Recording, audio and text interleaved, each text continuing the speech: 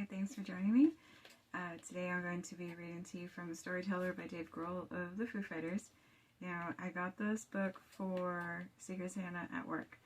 I wasn't supposed to know that I have this already, but it came a day where I had other items from Amazon coming in, and I just happened to open it. I'm also using this really pretty bookmark that one of my other co-workers, not the same as my Secret Santa, I don't know who my Secret Santa is yet, but my co-worker Stephanie gave me this. It's a feather with a butterfly and a ball of glitter on the end of it, which I thought was really pretty. I love using it because when I'm not reading, the book calls to me through the bookmark because I see it shining and glittering. Her name was Sandy, and she was my first heartbreak. It was 1982, and as a gangly 13-year-old entering 7th grade, I was overwhelmed with the nervous excitement of meeting all the new, unfamiliar faces at Holmes Intermediate School. Life up until that point had been confined to my quaint little North Springfield neighborhood, surrounded by the same kids I had grown up with since kindergarten in our suburban maze of rolling hills and crowded cul-de-sacs.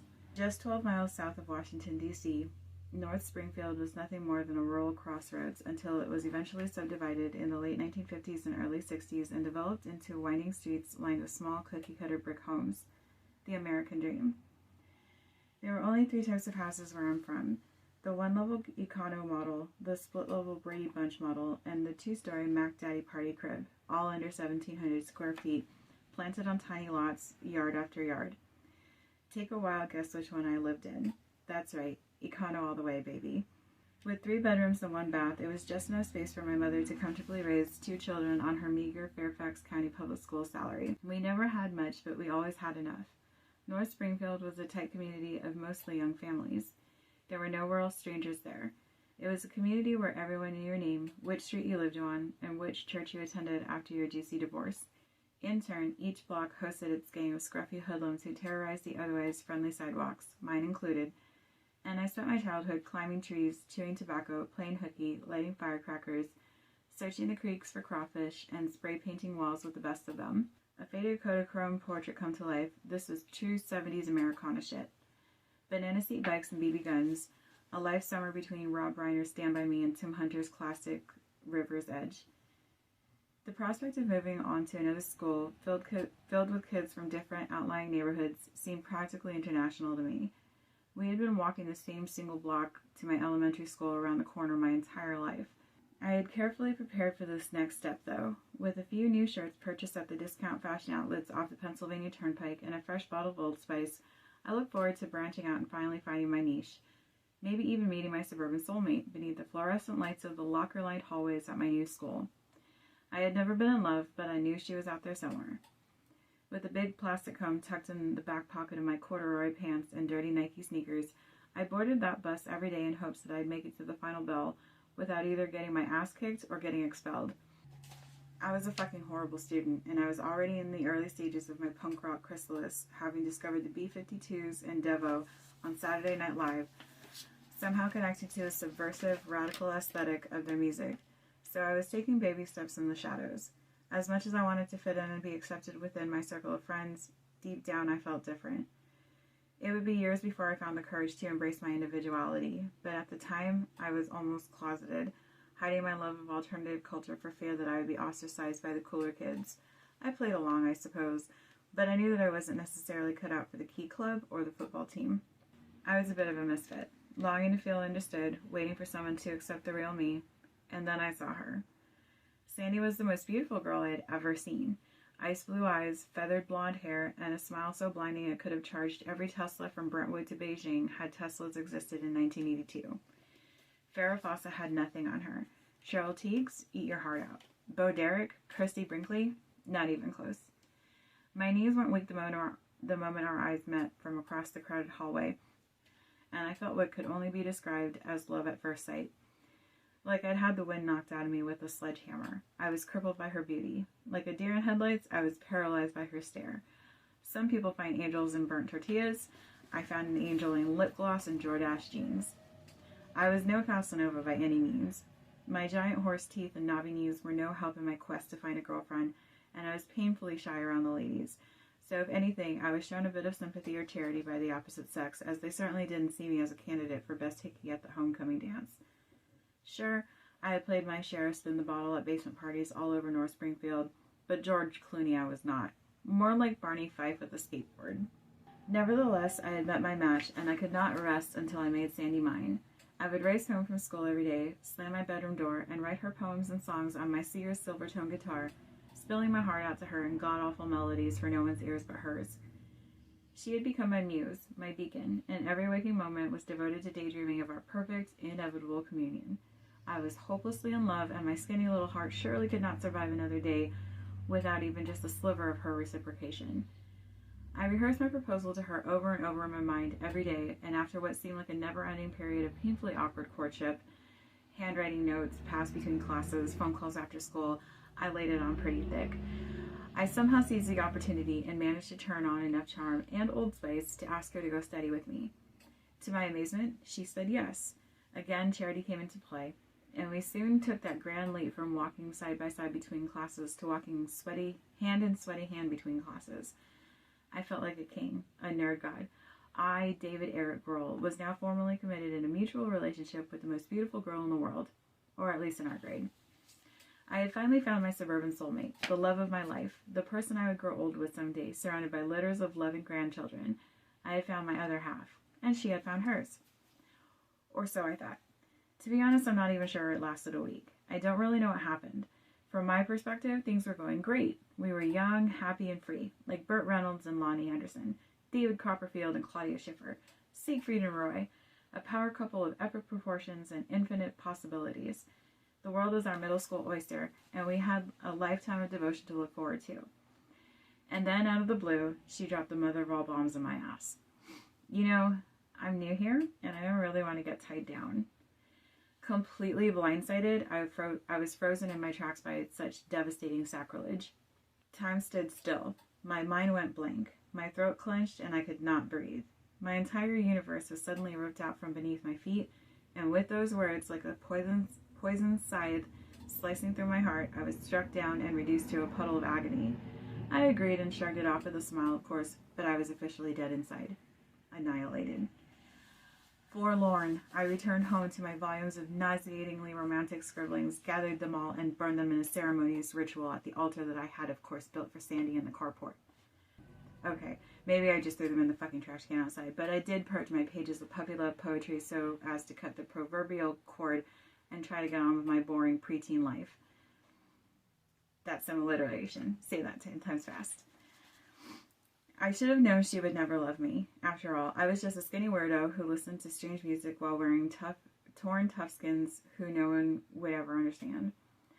That night I had a dream. I was on a giant stage, drowned in colored lights as I played a triumphant guitar solo to a sold-out arena of adoring fans, blazing the fretboard with a proficiency never delivered before by a mortal man. The rapturous response from the audience was so deafening, it practically drowned out the sound of the mind-bending riffs I was laying down on those motherfuckers.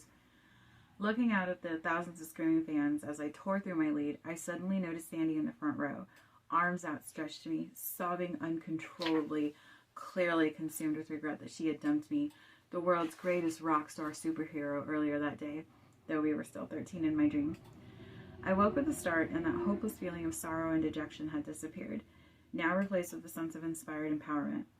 As I lay there staring at the ceiling, it dawned on me that maybe my guitar was the love of my life after all. Maybe I didn't need Sandy. Maybe my Silvertone could help me heal my wounded heart. Maybe I could write my way out of this mess. I was more determined than ever to make this rock and roll dream come true. This is perhaps the impetus behind every song I have ever written. Not to exact revenge on Sandy, of course, but to guard my most vulnerable corners by using heartbreak as fuel. What could be more inspiring than the exposed nerves of a wounded heart? In a way, I cherish my numerous heartbreaks almost more than the actual love that preceded them, because the heartbreak has always proven to me that I can feel. Trust me, the sweet sting of a love refused is powerful enough to send any scribe scrambling for a pen and paper, aching to find beauty in the pain of being 86'd by another. And more often than not, the result is good, because it's real, and it fucking hurts so bad, said every poet ever. Over the years, Sandy and I drifted our separate ways. Different friends, different schools, different paths in life, eventually losing touch and becoming just childhood memories for one another. I bumped into her once at a bar in our 20s, and we laughed together in a crowded room for a while, but that was all. The magic was gone. Again, we drifted our separate ways, returning to adulthood and the people we eventually became. Bygones, you know? Until one day on the Foo Fighters' 2011 Wasting Light tour, a mutual friend called and asked if I could put him on the guest list for our Washington, D.C. show at the Verizon Center downtown. It was our first sold-out arena in my hometown, and my guest list was a virtual high school reunion with over 100 old friends all coming to the concert to celebrate and spend one night reliving our distant past. It was almost like I was going to finally experience the homecoming dance I had never been invited to. My friend kindly asked me if he could get a +1, adding in, "Guess who's coming with me?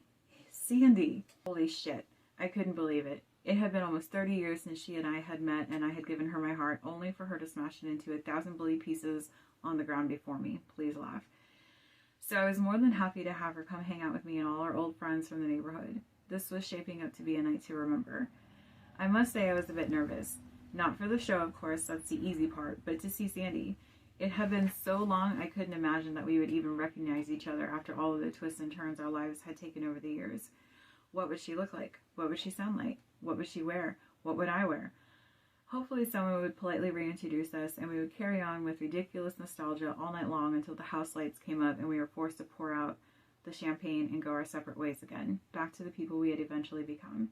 Suffocating in childish anticipation, I scanned the crowded backstage hallways every few minutes to see if I could see her before she saw me, but she was nowhere to be found. My teenage insecurity began to rear its ugly head again after so many years. What if she declined the invitation? What if she didn't want to see me? I didn't think my heart could handle another heartbreak from Sandy. Even the oldest wounds can reopen, you know?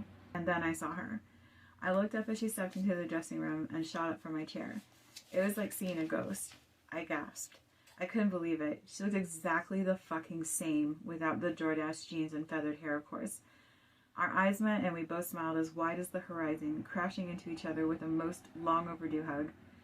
The feeling now was obviously much different than those palpitations I had once experienced by our lockers in the fluorescent lit hallways of intermediate school, but there was a certain joy that you can only feel when reunited with someone from your past, like some kind of reassurance that life really happened. We sat down and caught up for a bit, talking spouses and children and family, laughing at the trouble we used to get into, and doing a roll call of where all our old friends were now. The minutes flew by, but soon it was time for me to get ready to go play. So I asked Sandy to please stay after the show for a bit more to catch up over a beer or two. I ran out the door to write a set list and wait for the house lights to dim. The roar of the audience as we hit the stage that night was the kind that can only be found at a hometown show. It was many thunderous decibels beyond any other gig on that tour, and it shook me to my core with emotion and pride. I had spent my childhood here, climbing trees, chewing tobacco, playing hooky, lighting fireworks, searching the creeks for crawfish, and spray painting walls, so I knew these streets, these people, and they knew me. I played each chord that night with every ounce of my being to thank them for a lifetime of Kodachrome moments, returning the tidal wave of love that washed over me as we sang every song together. At one point, as I played a triumphant guitar solo from the lip of the stage to the sea of screaming fans, blazing the fretboard to a rapturous response, I looked down and saw Sandy standing there, in the exact same spot where she had been standing in the dream I had the night she broke my heart. I stopped and realized that I had vividly imagined this exact moment 30 years before as a 13-year-old boy, like a premonition, and now I actually was fucking living it. Crazy as it may seem, my teenage rock and roll dream had come true, with only one difference. Sandy wasn't sobbing uncontrollably, consumed with regret that she had dumped me. No, she was smiling that amazing smile of hers, ice blue eyes shining, with her middle finger in the air as she mouthed these immortal words. "Fuck you, asshole." The next chapter immediately went into when he was hit with a golf club in the back of the head, and how he was always breaking his mother's heart as a child with the various wounds and bruises and cuts and lacerations and gashes and stitches that he got. So I am loving this book so far. I was super excited when I saw that Mike's Book Reviews did a review on the book. I haven't finished reading it yet. I will finish reading it by the time we have our Christmas party next week, though, and my Secret Santa is revealed. So hopefully my Secret Santa doesn't actually watch this. I don't think that very many people at work know that I have this channel. I am learning things from this book. Well, I'm learning a lot from this book, but intellectual things as well. There was a part in the book that I read to John, and I was laughing about it because the way that Dave Grohl spelled whale made me think that there's not a ghostwriter involved. There's a lot of things about this book that make me think that Dave Grohl actually wrote this book himself, and that he wasn't dictating it to somebody who's like, okay, I'm going to go fix this for you and compile it into a somewhat comprehensible tome. But I really think that it was him writing it. But the first thing that made me think that it was him writing it was a part where he's talking about his daughter Harper. It says, she settled into her seat, sticks in hands, ready to wail. The way that he wrote whale is like a fish whale, like sea whale. And in my head, I'm like, that's not right. I know that's Dave Grohl writing that because, like, that's not how you write whale. And I laughed about it. I told John that I knew Dave Grohl wrote his own book, and he was like, I know you want me to ask you how you know, so how do you know? And I told him about the whale part. And I had already recorded this video. And this is earlier this week. I had already recorded this video. I was going to save it and post it on Saturday for Saturday Storytime. But we were driving my kids to Taekwondo, and I couldn't stop thinking about it. I was like, do I actually know that that's the wrong way to spell it? Because in my head, it should be either wail, like somebody's wailing, like crying, W-A-I-L. And I started really thinking hard about this, and this is how you know how much of a nerd I am.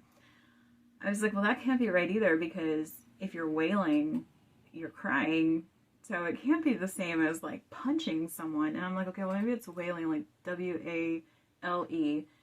And I'm trying to think how that would make sense also.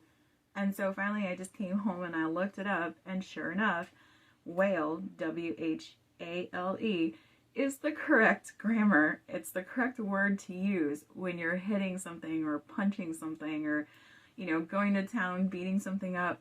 And I had no idea. So there you go.